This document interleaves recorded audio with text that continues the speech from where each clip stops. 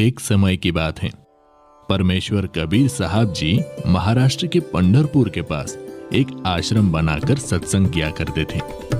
सत्संग में ज्ञान की बातें बताते थे जो सभी लोगों को बहुत अच्छी लगती थी। श्रद्धालु लोग कबीर साहिब जी के ज्ञान से प्रभावित होकर नाम दीक्षा लेकर भक्ति करने लगते थे। धीरे धीरे उनको भक्ति करने से बहुत से चमत्कार भी होते थे। कबीर साहब जी के सत्संग समागम में लोग बड़ी उमंग से आते थे।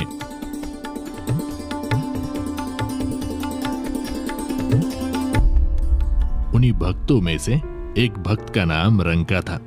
रंका भगत जी एक सच्चे सेवक थे। उनकी पत्नी बंका तथा बेटी अवंका भी भक्ति किया करती थी। उनका परिवार बहुत निर्धन था। दोनों पति पत्नी जंगल से सूखी लकड़ियां तोड़कर लाते थे और उनको शहर में बेचकर अपना घर चलाते थे। उस काम में वो बहुत ही मेहनत किया करते थे। कबीर साहिब जी के साथ में नामदेव नाम के एक भक्त रहते थे तथा वे भी कबीर जी के शिष्य बन गए थे। एक दिन उन्होंने अपने गुरुदेव कबीर जी से प्रार्थना की और बोले, हे गुरुदेव, आपके भगत रंका बहुत निर्धन है। ये जंगल से लकड़ियां तोड़ कर लाते हैं और उसको शहर में ले जाकर बेचते हैं। वहां से धन इनको प्राप्त होता है और उससे ये अपना गुजारा बड़ी मुश्किल से कर पाते हैं। इनका शरीर भी बहुत कमजोर हो गया है।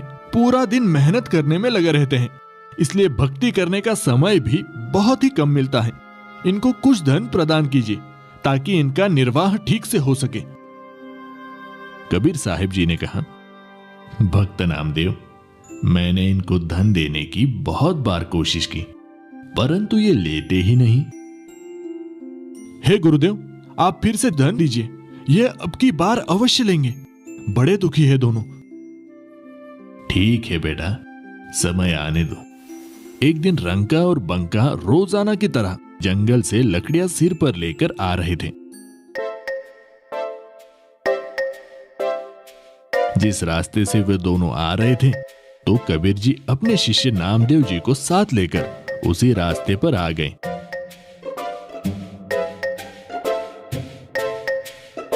उन्होंने रास्ते के बीच में कुछ सोने चांदी के आभूषण तथा कुछ अशरफियां डाल दी और स्वयं दोनों किसी झाड़ी के पास जाकर छुप गए और उनके आने का इंतजार करने लगे। कुछ देर बाद रंका लकड़ियां सिर पर लेकर आगे आगे चल रहा था। उनकी पत्नी बंका भी पीछे पीछे लकड़ियां लेकर आ रही थी। अचानक रंका की नजर नीचे पड़ी। उसने देखा कि सोने चांदी के आभूषण तथा अशरफियां पड़ी हुई है। अरे, इस घने जंगल में ये किसका धन गिर गया है? यहाँ तो कोई भी आसपास दिखाई नहीं दे रहा है। ये धन जिसका भी होगा, ऐसे हम प्रयोग भी नहीं कर सकते। लेकिन मेरी पत्नी मेरे पीछे पीछे आ रही है। कहीं उसकी नजर इन पर पड़ गई तो वो भक्ति में विचलित हो सकती है, क्योंकि स्त्री को आभूषण बहुत प्रिय होते हैं। कहीं उसके मन में लालच आ गया तो सारा काम बिगड़ जाएगा। ये विचार करके सारे धन को छुपाने के लिए उस पर पैरों से मिट्टी डालने लग गया। बंका की नजर अपनी पति की गतिविधियों पर पड़ी तो उसे बात समझते देर न लगी और दूर से ही कहने लगी, चलो चलो भगत जी, मिट्टी पे मिट्टी क्यों डाल रहे हो? हाँ हाँ, चलो घर चलते हैं, आज तो बहुत देर हो गई। फिर दोनों पति पत्नी उस सारे धन को लांघकर घर चले गए। देख लो नामदेव, अब मैं क्या करूं, ये धन लेते ही नहीं। नामदेव जी को भी एहसास हो गया कि उनके लिए ये धन तो मिट्टी के समान है। वास्तव में धन तो राम नाम की भक्ति का धन होता है जो कभी भी नष्ट नहीं होता। ये इतना निर्धन होते हुए भी भगवान के दिए में खुश थे।